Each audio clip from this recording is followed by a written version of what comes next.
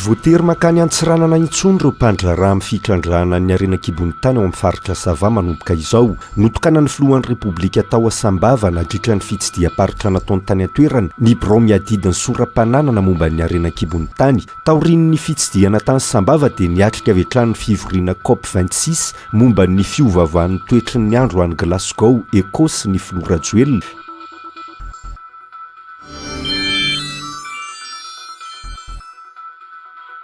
Arahantsika eto amin'ny fampalalam-baovao fa samy nanana ny fandaharam-potoana ny olona androany. Tao ireo namonjy eglizy nankalazany andron'ny olo-masina rehetra raha ho an'ireo mpino katolika, nisy ireo namangy fasana ary tsy vitsy ihany koa ireo nandeha nitsangatsangana niaraka tamin'ny fianakaviana.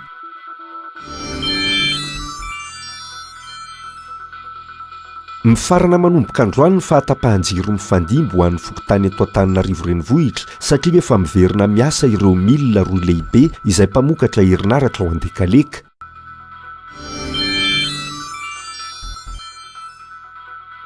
Ny savorivory miponina teny amin'ny manodidina an'Ambohimanga kely sy Mahazo ny tolakandro teo, nisy ireo nanan-kandalana, nisy ny fikasana androba ny tobon'ny Zandary, resaka ala-jaza no ny andohany.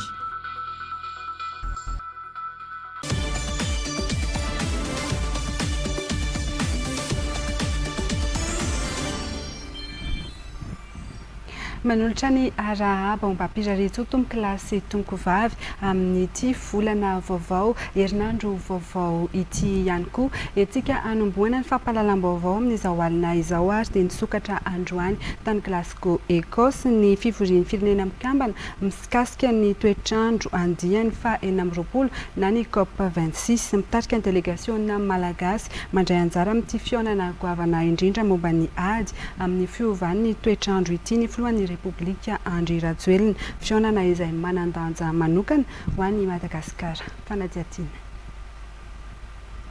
Mandritra ny roa herinandro, iaona sy kondoa eto Glasgow ireo mpitondra fanjakana sy tompon'andraikitra ary mpisehatra maro eo amin'ny tontolo iainana. Ny tanjona iraisana dia niadina amin'ny voka-dratsiny fiovan'ny toetrandro maneran-tany. Eto amin'isy koa ity Event Campus no tanterahana ny fihaonana izay aharitra amin'ny 12 volana Novambra izao. Firenena 760 no andrasana ho voasolo tena eto ary isan'ireo mandray anjara mavitsika amin'ity andiany 20 ity ny délégationna malagasy tarihan'ny filohan'ny Repoblika Andry Rajoelina. Taorian'ny fandraisana ny fampiarabany tamin'ny Prime Ministre Britannique Boris Johnson sy ny sekretera jeneraly firenena mikambana Andriamato Antonio Guterres dia nandray anjara tamin'ny fivoriana fanokafana avy hatrany ny filoham-pirenena malagasy. Good afternoon everybody. Welcome to COP. Welcome to Glasgow. Manandanja manokana ho an'i Madagasikara ny fandraisana anjara amin'ity COP26 ity satria dia isan'ireo firenena mahakajy sy miaro ny tontolo iainany Madagasikara nefa dia mizaka ny voka-dratsiny fiovan'ny toetrandro ny mponina ao aminy. Raha tsy ilaza fa tsy ireo malagasy raha tapitrisa mahery anjadiany aintany any atsimo.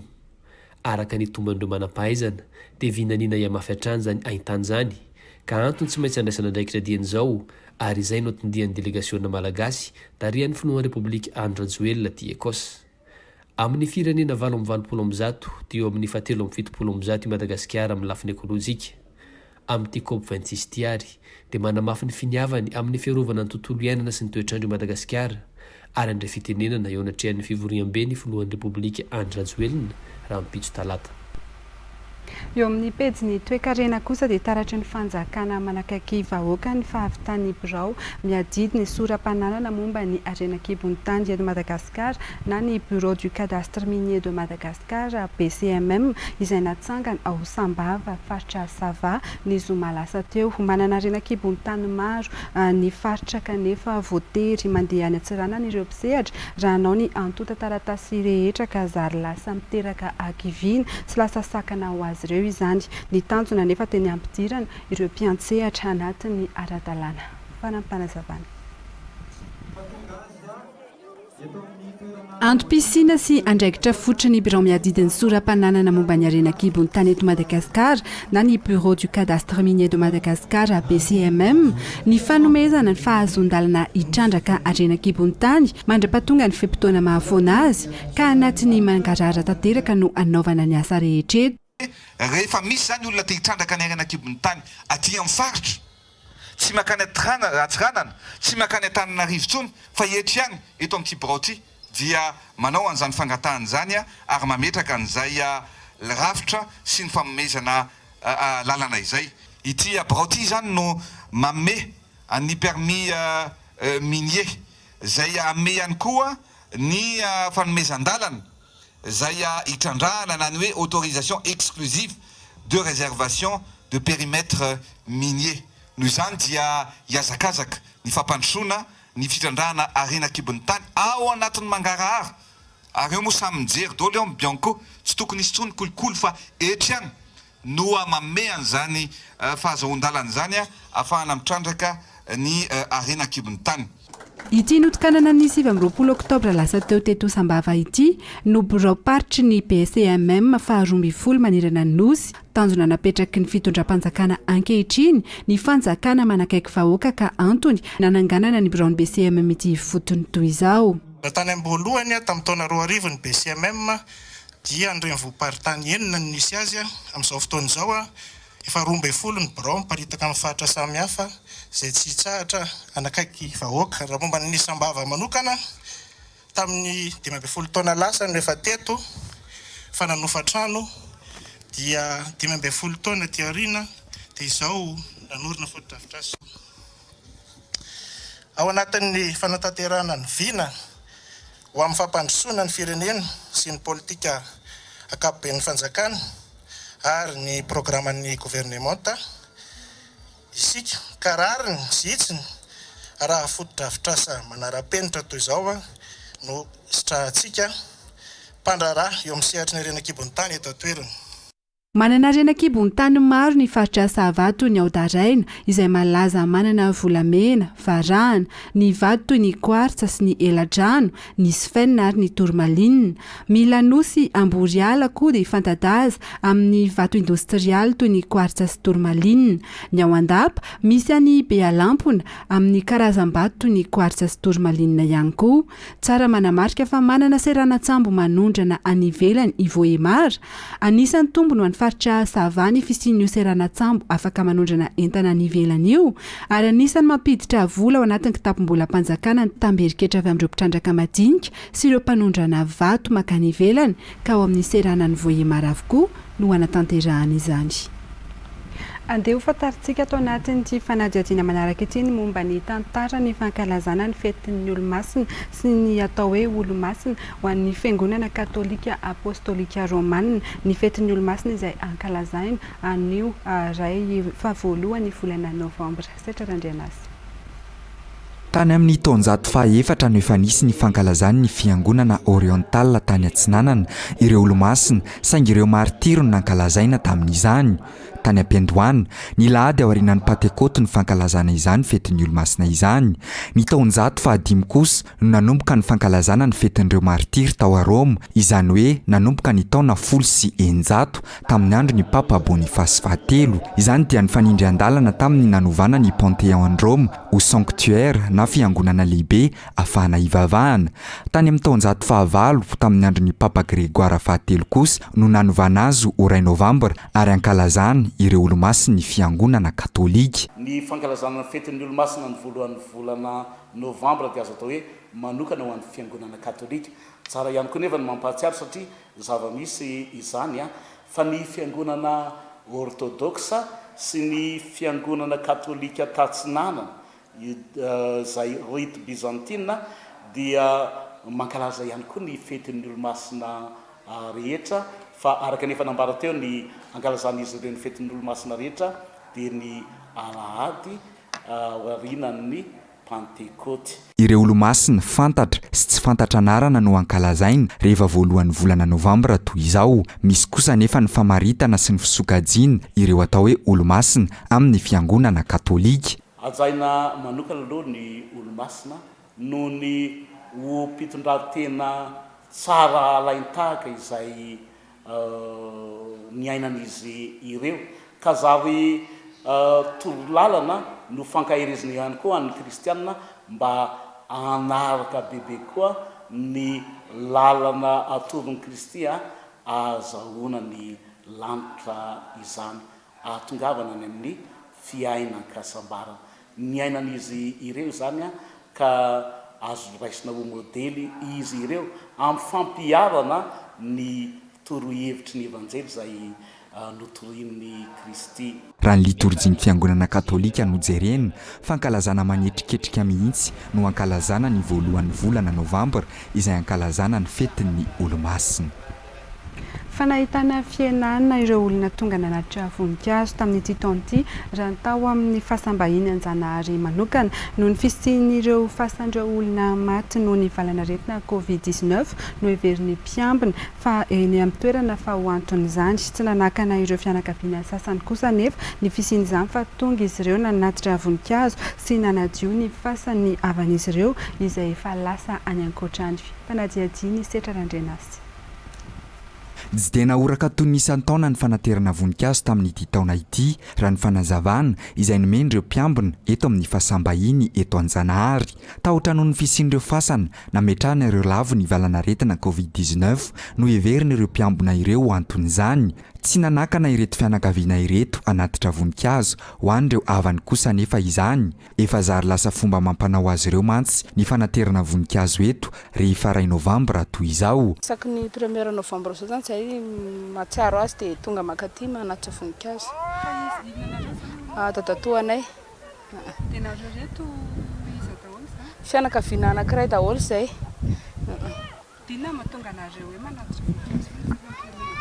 Mba ho fahatsiarovana anazy zany amin'ilay hoe aty alavitra aty dia zay no antony mampatonga anay manatitra voninkazo aty isaky ny 1er novambra ohatr'izao. Ho fahatsiarovana ireo havana efa lasa korazana na ireo izay efa lasa ny ankoatra ary ho fanomezam-boninahitra ny ray aman-drenina ahitana masoandro kosa no nanosika ireto fianakaviana ireto anatitra voninkazo sy anadino fasana misy ny havan'izy ireo. Ny antony zany moa zany dia ohatry ny hoe tsy ohatra moa zany fa fahatsiarovana dia marika zany le izy hoe mba fanajana an'le olona le nitaizanao ty zany dia malaza dia une pensée amin'ny vazazy dia hoe une pensée zany no zareo dia neny gasy indray hoe zay zany no sady malagasy no chinois ny tatako dia gasy mamako dia ohatry ny fomba malagasy ihany hoe mba misy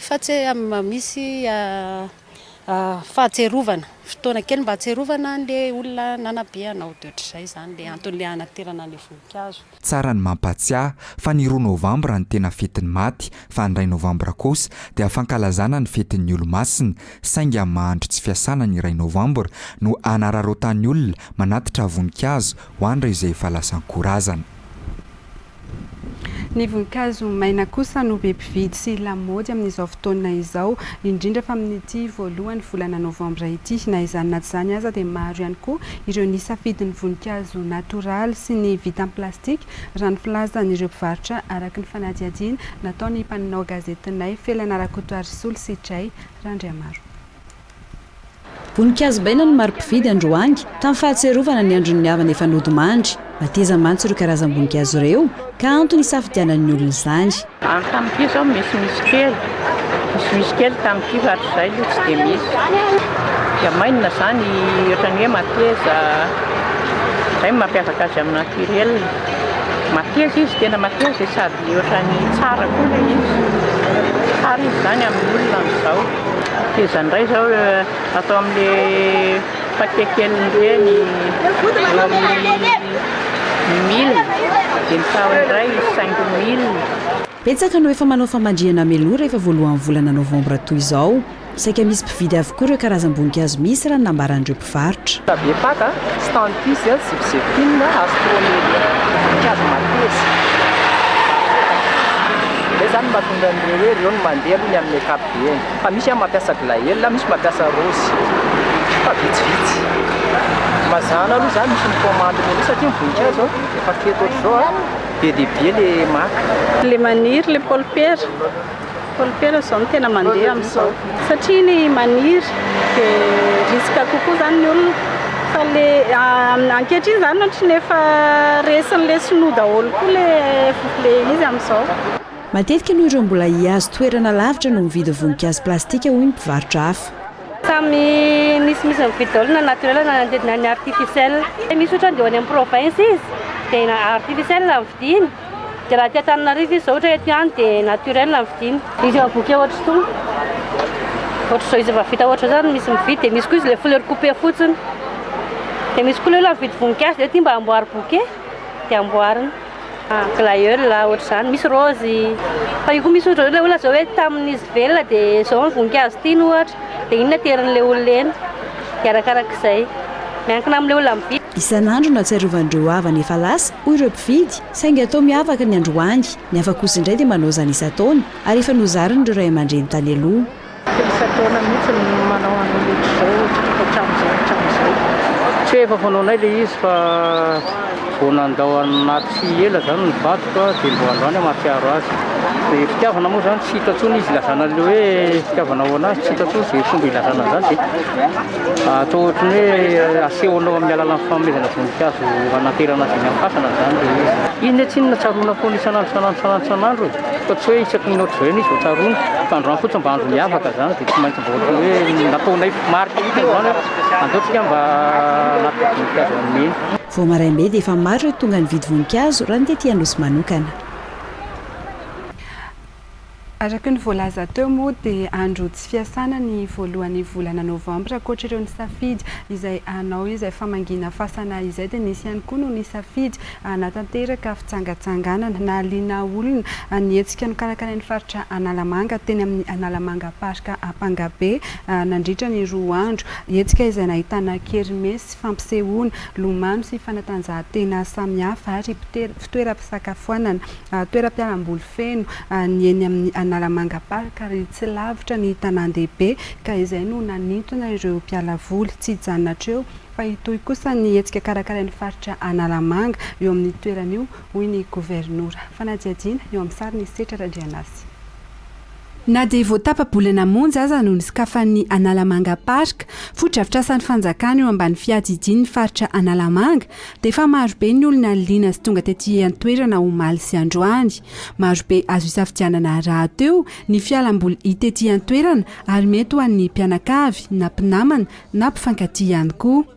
Izay mihitsy aloha zany efa programa hatreto mba hoe aloha mba misitaka kely aloha fa tena vizana foana amin'ilay asa mandraraha dia izay mihitsy mahatonga voalohany indrindra aloha amin'ilay hoe jour férié zany a dia nisafidy an'ity toerana ity zay satria feno zany ilay fialamboly satria misy ho an'ny ankizy dia misy ho an'ny lehibe zany dia mahafinaritra be ilay toerana. Ie. Sambanareo voanakato? Efa fandroana zany zay tato zao safidy an'ity toerana ity mihitsy efa mahafinaritra be ilay izy tena mahafinaritra ohatrany hoe tsy eto-Antananarivo fa ohatrany hoe any amin'ny côte zany zay dia ny anome fialamboly ho an'ny mponina eto amin'ny faritra Analamanga izay mihitsy raha teo no antom-pisian'ny Analamanga park hoy ny gouvernoura volam-bahoaka no nanavaozana ny foto-drafitrasa teto ka rariny raha ny vahoaka no omena fahafaham-po amin'izany hoy ny gouvernoura ny faritra. Ny tanjon'ny région dia hoe anao izay karakarana amin'ity mba hijanona ohatr'izao foana izy ity dia anao mba hitiavan'ny olona anazy dia mampifalifaly olona. Misy an'ireny ataoko hoe fanomezana azon'ny faritra ireny dia anaovana loha eto.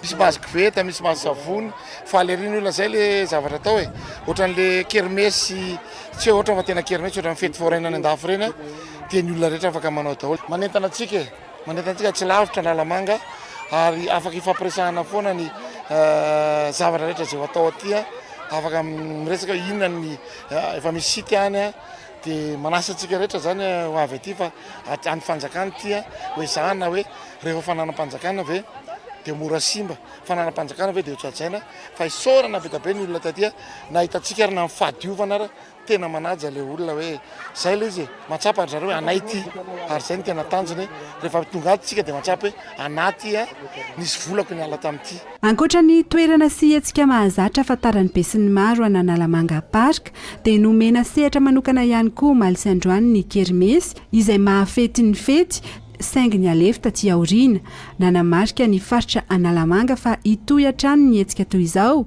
ka hanentana ny gouvernoura ny mponina ho avy etỳ an-toerana.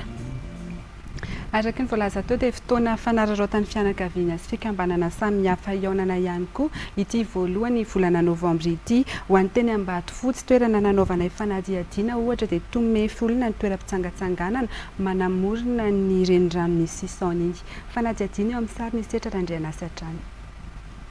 Toy izao ny zava-misy tetỳ Ambatofotsy Atsimondrano androany, fianakaviana, fikambanana, olon-tsotra, mpifankatia, mpinamana maro no nifampitaona nitsangatsangana tetỳ an-toerana androany voalohan'ny volana Novambra, fotoana tsy niasana ary nafahana ny aona indray taoriany ny fihibohana noho ny valana aretina. Fianakaviana iray izay zanakam-pelezana avy any amin'ny Atsirabe faharoa izay. Dia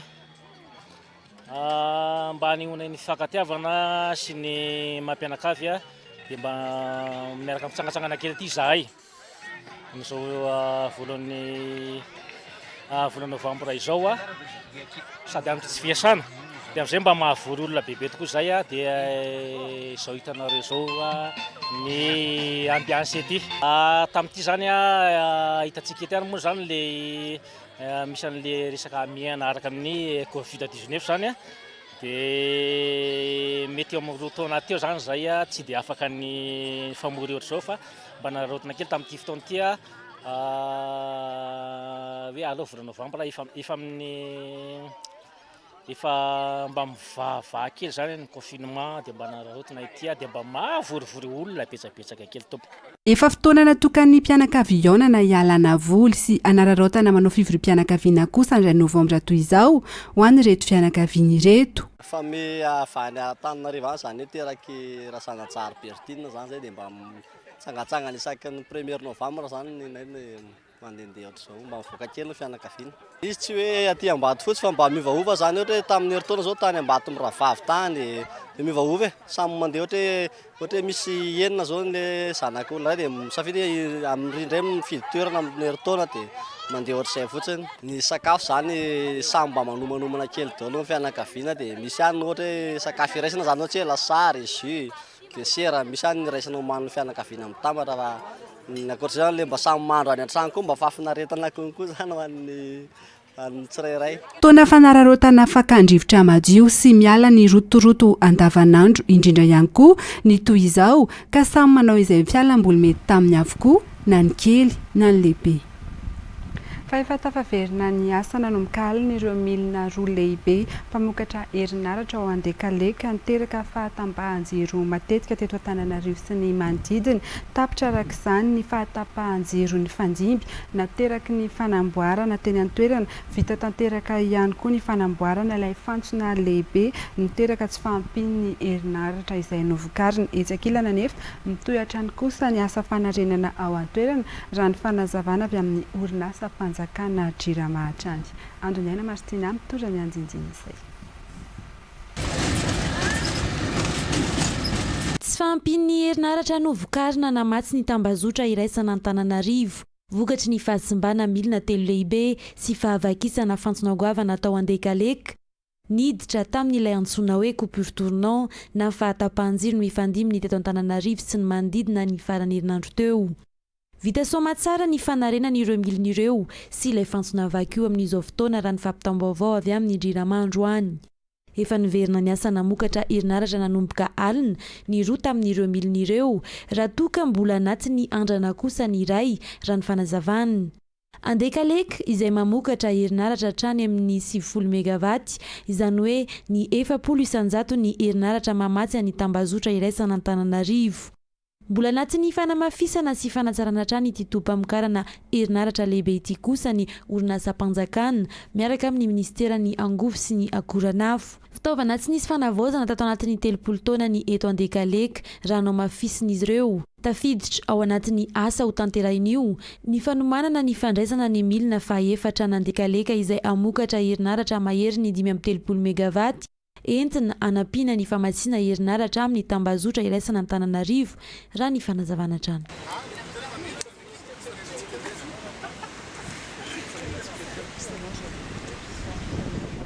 no avaozana ny lalakely ao ampamolona anatin'ny commune Tanjombato Fokotany izay mampitohy ny commune Tanjombato amin'ny commune hafa toana Karobato sy Alasory no avaozina io. Ankoatr'izay dia nasiana jiro mandeha amin'ny herin'ny masoandro ihany koa manazava ny lalakely mandra-piandry ny andrin-jiro avy amin'ny Jirama mba hampiena ny tsy fandriam-pahalemana. Tena manala fahasahiranana amponiny ireo tetikasa ireo araka ny fanazavan'izy ireo. Fanadiadiana eo amin'ny sary ny Anjara Rajaonarivelo. Lalakely mandina ny 300 metatra ity nasipana-vaozana teto ampamolona Tanjombato ity. Tena nanahirana tokoa ny mponina ny lalana ampolo taonany maro na lama ary nampianjery zany teo aloha kanefa lalana mampiray Fokotany sy commune maro. Apolo taonany maro izay no mipetraka teto rehefa tonga mifavaratra tena rampy be mihitsy ary mampianjera. Dia izao tonga monsieur le maire tena maly ny antso ny vahoaka amin'ity Fokotanynakady makany ampamolona mampitohy any Karobato Ambomanatrika rehetrarehetra eny. Tena ny toerana tetelo taloha dia tena enjana be mihitsy. Tena raha mahita tamin'ny tegna aminareo taloha fa tena fijaliana tanteraka mihitsy, tena mahalama ohatran'ny savony. Ary ity nefa tsy ho an'olona akady ampamolona rera fa fary hatrany Alasora Ambomanatrika rehetrarehetra kadeviny ty daholo ny lalana. Raha toa raha olona farafakely ngamba mandeha amin'ity lalana ity 5 hatramin'ny 2 alina isan'andro. Ankoatra ny lalana dia mampikaikaka ny mponina eto ampamolona ihany koa ny tsy fandriam-pahalemana satria maizina tanteraka ny lalana rehefa manomboka hariva ny andro. Hitanao ny olona zao sasany ampiasa ety amin'ny manodidina aty ndray amin'ny sivy amin'ny valo ny hoe miasany amin'izao izy tsinona ka dialina be izy vao tafody. Dia nefa maizina hitanao moa mpanendaka mpisito mahery tena misy ety. Ity eto ampamolona ity no sektora voalohany atao anatin'ny commune Tanjombato ka nanapa-kevitra ny fiadidinan'ny tanàna fa eto no anombohana ny tetikasa lalakely atao anatin'ny commune. Mandra-piandry ny valin'ny fangatahany commune nalefa eny anivon'ny Jirama amin'ny fanazavana ny tanàna kosa dia nametrahana jiro mandeha amin'ny herin'ny masoandro ny elakelan-trano ho ady amin'ny tsy fandriam-pahalemana. Aty toerana ampamolona ity zany dia toerana nanaovantsika nyity lalakely mirehefa amin'ny 300 metatra ity mba hanana ny fahasahiranany vahoaka satria ity toerana ity dia mampifandray Fokotany maromaro secteur 1 izay eto anivon'ny commune Tanjombato dia ny olona rehetrarehetra mahatrany amin'ny commune Karobato ary mandalo an'ity hatrany amin'ny olona Fokotany Ambomanatrika rehetrarehetra iny dia mampiasa an'ity lalana ity. Raha efa izay lalana izay dia hoe afa-pahasahiranana ny vahoaka nefa misy koa amin'ny resaka tsy fandriam-pahalemana dia lasa nasiana an'ireny lampadaire solaire reny aloha izy mandra-paha satria nangataka amin'ny Jirama izay mba asiana éclairage public ihany koa. Isan'ny fangataham-ponina ary novalian'ny mpitantana ny commune ihany koa ny ananganana toeram-panasan-damba eto ampamolona ka nojereny ny ben'ny tanàna niaraka tamin'ireo mponina ny toerana ametrahana izany bassin vaovao izany. Nitsidika ny orinasa lehibe misehatra amin'ny jony sy ny fanodinana hazan-dranomasina makany ivelany tao Mahajanga ny ministry ny asa ny fampananana asa ny asa-panjakana ary ny lalàna sosialy ny farany herinandro teo mampiasa olona anarivony ity orinasa mpanondrana hazan-drano makany ivelany ity ary mampidi-bola betsaka ho an'ny kitapom-bola kampanjakana ka misy hatrany ny fitsirihana momba ny asa tao amin'izy ireny. Andriamaro. Isan'ny sehatra tokony miroborobo sy mbola azo trandrahana tsara eto amintsika ny jony sy ny fanondrana hazan-drano ary efa betsaka ireo orinasa no manitatra ny fandraharany ao anatin'izany amin'ny faritra maro eto Madagasikara. Nitsidika ireo orinasa lehibe mpanondrana hazan-drano makany ivelany ny ministry ny asa, ny fampananana asa, ny asa-panjakana ary ny lalàna sosialy Ramatoa Gisèle Ranampy nandritra ny fandalovan'ny tao Mahajanga tamin'ny herinandro iny. Fanaovana toromarika amin'izay mbola tokony fenona ry zareo raha teo moa eo am-panamboarana atelier vaovao dia niraisina ny fifandroana ny recommandation izay natao ary hita kosa amin'ny ankabetsahany fa efa manaraka ny lalàna sy ny didiaman-dalàna rehetra izay tokony arahana mikasika ny fitsinjovana an'izany fiarovana sy ny fahasalaman'ny mpiasa izany dia nijery an'izany zahay. Mahakasika ireo orinasa izay niteraka resabe fa hiditra amin'ny fampiatoana ara-teknika dia nomarian'ny ministra fa tsy mbola feno ny fepetra irosona amin'izany. Efa nisy ny vahaolana naroso tamin'ny filan-kevitry ny ministra ka afaka manohy ny asan'ireo orinasa ireo hoy izy. Raha ny fanjakana ny fangatana na ny fitakiana teo amin'ny mpiasa ao amin'ny anivon'ny orinasa io nefa kosa tsy maintsy alamina mikasika ny fitantanana an'izany orinasa zany ASH zany misy zavatra maromaro tokony amboarina ao tokony atao mazava tsara tokony amboarina dia rehefa zay dia tonga dia vita avy hatrany ny fanomezana ny zo an'ireo mpiasa ao ka tsy tokony anana fisalasalana tsony na eritreritra tsony zany ny toeram-piasana mandraikitra ny jono fa atao tanterahana ny fanatanterahana zareo ny exportation na ny fanondranana an'ireo aza-dranomasinareo niaraka tamin'ireo teknisianina momba nijona avy amin'ny ministera foibe tao Antananarivo no nanaovana ny fitsidihana izao mba ahafahana mampanaja ny zon'ny mpiasa amin'ny antsipiriany sy anarahana ny fenitra eo amin'ity sehatra asa ity. Eo amin'ny vaovao mahakasika ny polisy-pirenena dia totosany zoma teo ny fametrahana ao ambany faneva ireo mpianatra ho inspecteur de police sy agent de police miisa 570 mianadahy izay mitondra ny anarana andiany aina tao amin'ny sekoly polisy Eniap Antsirabe ny ara-dalàna tamin'izany fitokanana fotra-drasa tao amin'ny sekoly sy ny fanomezana anarana vaovao ho an'ny sekoly. Felana Rakotoary Solsitray Randremaro.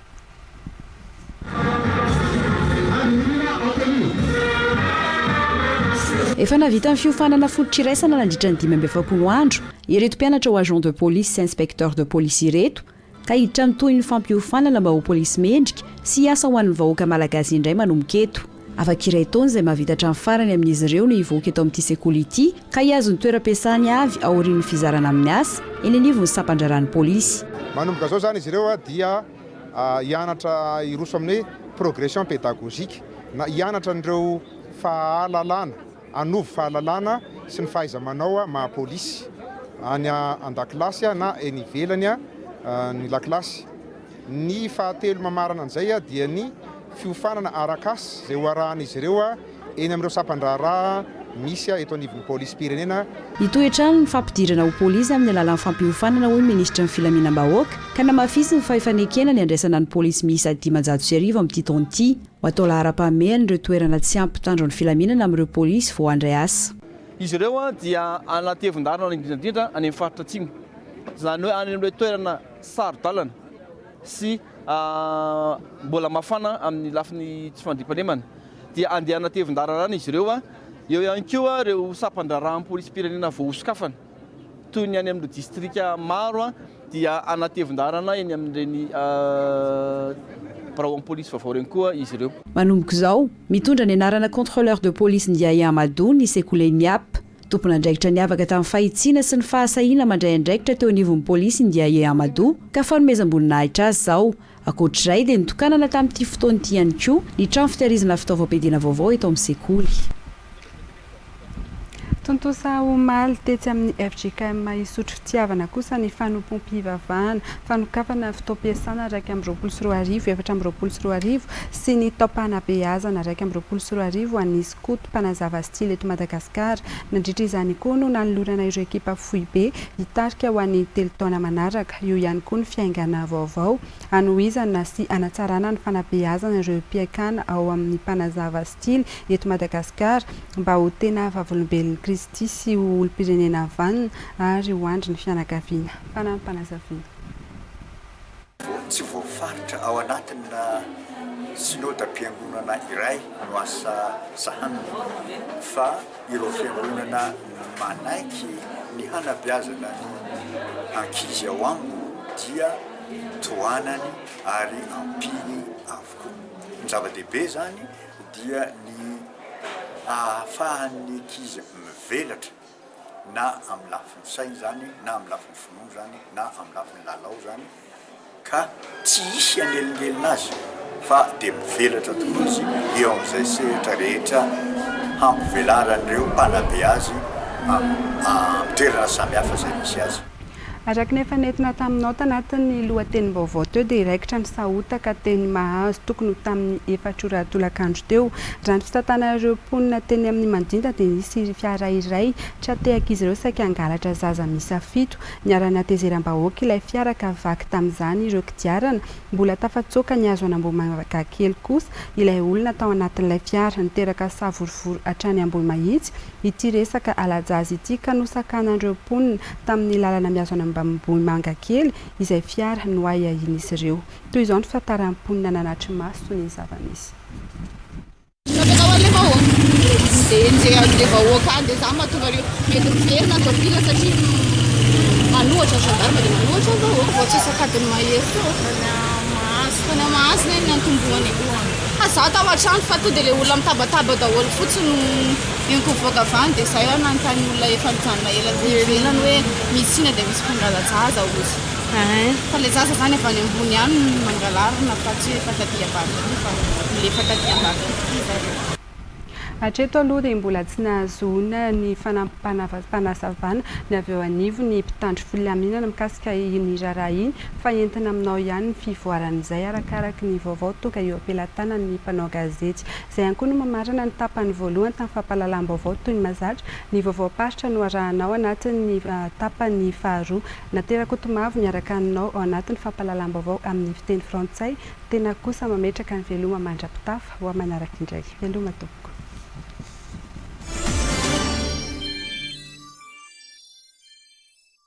Raha fahavalo tsy hita maso toy ny fiovan'ny toetrandro sy ny tsy firotsan'ny olona no manapotika ny fambolena hatramin'izay aty aloatra. Ankehitriny olombelona nofo sy raha mpiasa ny orinasa Silaka no ny raha nanapotika amin'izao fambolena hita maso eto Matsinjo komina Manakambahiny Andrefana distrika Ambatondrazaka izao. Nefa dia olona zao amelomana vady aman-janaka ny sena milomana tararaka. Nefa dia mitena sara tsy averina hoe olona nanao an'ity fa dia sara ny zavatra fakofako le zavatra nambolena mampalahelo aminay zany ny zavatra vitanay amin'izao fotoanany zao raha roto mipiasa ny Silaka dia potena daholo. Ny mangazy ngotana ambany vody ny voasary potipotehany-jareo mararo ny folay malahelo zay tanimbary rehefa tsy mihajareo dia ny voly zay zavatra poteha vilianay dia mbola potehany-jareo daholo. Nalahelo mafy noho izao fihetsika mamoetra izao ny filan-kevi-pihavanana loatra mangoro. Mbola nanivy fitsarana ny atitany ary tsy ara-dalàna ny fanapotehana. 1905 tiaraka teo an'iray bianay namaty amin'izao tamin'izao. Ny reniko 1931 tiaraka teo maty ao milevonao. Tonga ny mpitandro filaminana mandrahona. Nipiasa ny Silaka manapotika. Tany razan'olona namaty milasy olona ny atony efa tsy mikasika tanimbary. Ny vody tany mitomany daholo fa potika ny mangahazo. Potika daholo ny tsaramaso lasa ny akondro. Ry fitondram-panjakana isan'ny endry. Todio maso ny vahoaka dia amin'ny komina Manakambahiny. Malaky. Jereny mpiasa ny Silaka fa manroba, manimba vahoaka milamina zahay. Andriamatofolo. Jereo, ireo ny olonao. Mijery n'izao zavatra potena. Ianao maniraka mamboly manamaitso any Madagasikara. Ahoana no potena daholo ny zavatra voavoly. Araka ny fanadihadinana atao tany an-toerana trany, tsy ny fampotehana tahaka izao no hihetraketraka atao amin'ny mpiasan'ny Silaka fa hatramin'ny doro-tanety araka ny nambaran'ireto vahoaka any an-toerana ireto.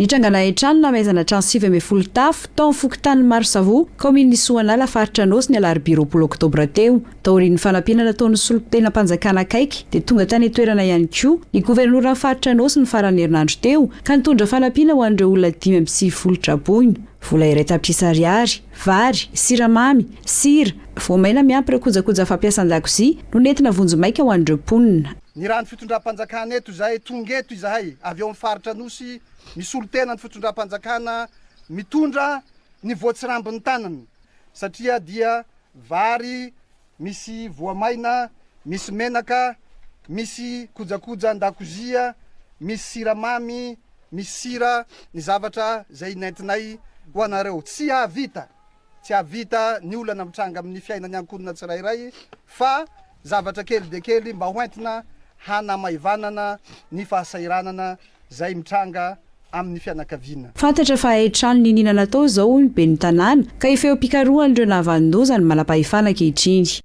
Zahay moa sy anatin'ny firy fa dia ny fisorana zao fisidihanao anay azondoza amin'izao fotoana zao ka tonga ny sidika ianao raha vatany nahaheno fa misy tranomay ny aty mandarano zay hetraketrany sy matahotody amin'izay nanao azy agny.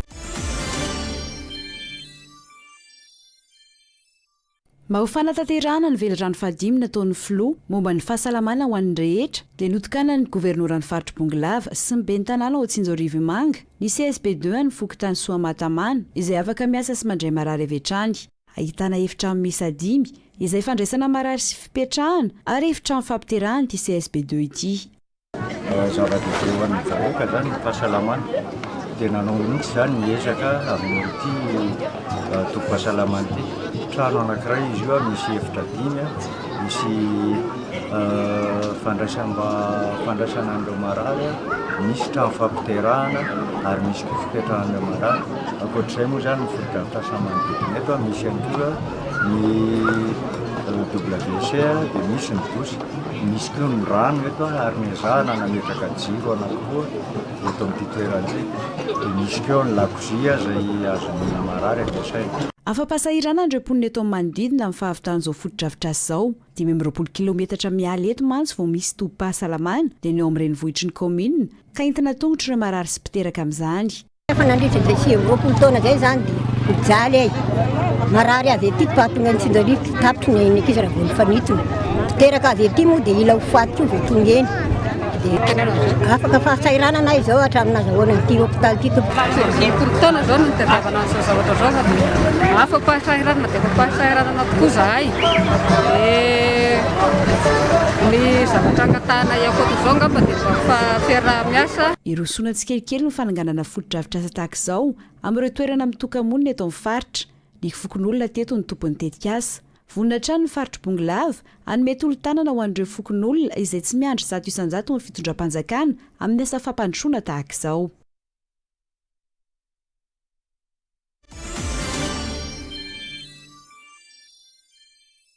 Ny taona 470 no nisy ny afandrenana foto-drafitrasa farany mamatsy ny rano ho an'ny mponina teto amin'ny commune Ambatomaro district ny Manandrinina. Foto-drafitrasa izay mbola tsy nisy ny afanatsarana na ny fanampiny ka tsy mahazaka ny filain'ny mponina itsony ankehitriny. Nanao fangatahana tamin'ny 2020 izay napetraka tao amin'ny Tandreny tao izay fangatahana izay dia misy ihany koa fiaraha-miasa amin'ireo rano asy dia maro dia maro ihany koa izay ny raha natao satria nisy faminanana izay nampanaoviny tetikasa satria commune 30 moa no nandray anjara. Nahazo foto-drafitrasa manara-penitra avaovao ny commune ankehitriny ary napetraka ny alatsinainy teo ny vato fototra. Fiaraha-miasa ny ministeran'ny rano amin'ny tetikasa Ranoasy. Ny Ranoasy moa no miara-miasa amin'ny fanjakana ao anatin'izany ny amin'ny commune rurale Ambatomaro. Hatrany amin'ny captage, ny traitement, ny réservoir ary ny atao koa distribution amin'ny foto-drafitrasa atao etoana. Mitetina 720 sy 700 sy 3,9 sy 7 hetsy sy 3,20 sy 300 tapitrisa ariary moa ny teti-bolona hanatotosana ity foto-drafitrasa ity. Tombana ny azava-misy amin'ny district no ahafahana manao ny tombana ny asa taon'ny fitondram-panjakana hoy ny solombava-moaka ny Madagasikara voafidy tao amin'ny district ny Manandrinina. Rehefa misy raha atao aty amin'ny district misy anao dia sa misy antony hitenenana ho miasa zao fitondrano zao ary isaorana tsara teny zany tsy misaotra an'izay le ohatran'ny deputera tso. Fa lefa misy raha ohatran'izao dia saotra zao sy avy aminy. Voalaza teo aloha hoe CLD na siady dia mijery isaky ny commune rehetra. Ny antsika ty Ambatomarina zany dia ny jiro no tafiditra ao anatin'izany ary efa poto be dia be tia mety afaka ray volana eo ratiraty jiro. Dia tsy mandeha ho azy ny fampandrosoana, mila fampidiniana, mila fiaraha-miasa, mila fampiresahana. Fa ny antsika dia fampandrosoana ny tanjona dia mifampiresaka.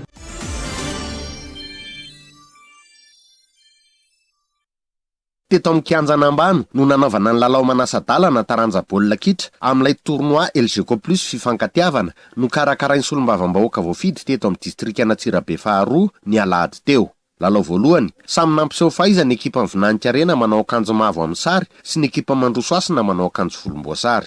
Ny adiny lalao ary nirava tamin'ny isa ray noray nandritra ny 90 minitra. Tsy nisy nahatafiditra baolina kosa tamin'ny fanalavam-potoana. Teo amin'ny fantakana tir au but no natafakatra ny ekipa Vinanika Arena tamin'ny isa 3-5.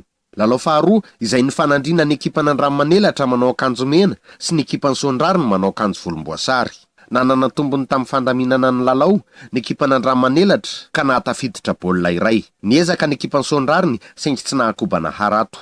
Ny ekipa Vinanika Arena sy ny ekipa Andrammanelatra arak'izany no iady amin'ny lalao fahamaranana atao eny amin'ny kianjana LGK Plus bypass ny alahady izao. Manana tanora mamiratra ny ety amin'ny distrikana Antsirabe faharoa, rarina arak'izany raha hatsaraina ny kianja filalaovana manerana ny distrika. Miezaka manatsara tsika ohatran'ny fampiresahana sy merana ambany teo rehefa hanomboka ny ny période de pluie na lay orana andeha ezahantsika kely ho atsaraina kely ty commune ambany ty efa fampiresahana teo moa fa ho avy ny asa-tana maro ho an'ny vahoaka nambany eo ihany koa ny vahoaka rehetra zay hitantsika fa any amin'ny commune tsirairay ihany andeha ho avy zay fanatsarana zay mandroso asina efa vitantsika tamin'ny traxa tamin'ny herinandro teo ny fanesorantsika lay ilana iny mba azo lay refy ao anatin'ny ny refin'ny FIFA io terrain io fa andefa niveletsika amin'ny manaraka eo mba afahana mandamina azy dia ho asaina dia ambolena bozaka andeha mba tsara be ohatra ny ty ambany ty ny terrain rehetrarehetra aty amin'ny Atsirabe faharoa. Notolorana fanamina baolina amboara sy lelavola ireo ekipa nandray anjara tamin'ity lalao manasa-dalana ity. Samy nomena omby ray ny ekipan'ny Sondrariny sy Belazao. Itoy amin'ny taona ho avy ny tournoi LGK Plus eto amin'ny district Antsirabe faharoa.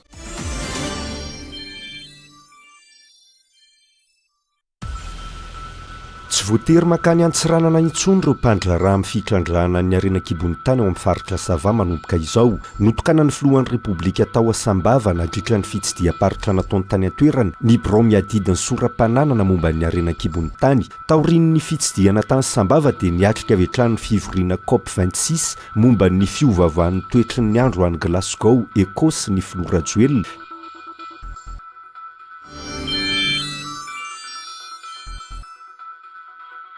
Arahantsika eto amin'ny fampalalam-baovao fa samy nanana ny fandaharam-potoana ny olona androany tao ireo namonjy eglizy nankalazan'ny andron'ny olo-masina rehetra raha ho an'ireo mpino katolika nisy ireo namangy fasana ary tsy vitsy ihany koa ireo nandeha nitsangatsangana niaraka tamin'ny fianakaviana.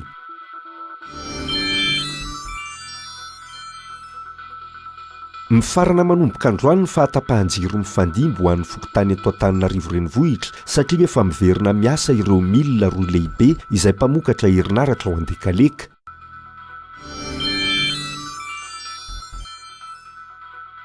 Ny savorivory niponina teny amin'ny manodidina an'Ambohimanga kely sy Mahazo ny tolakandro teo, nisy ireo nanan-kandalana, nisy ny fikasana androba ny tobon'ny Sandary, resaka alajaza no ny andohany.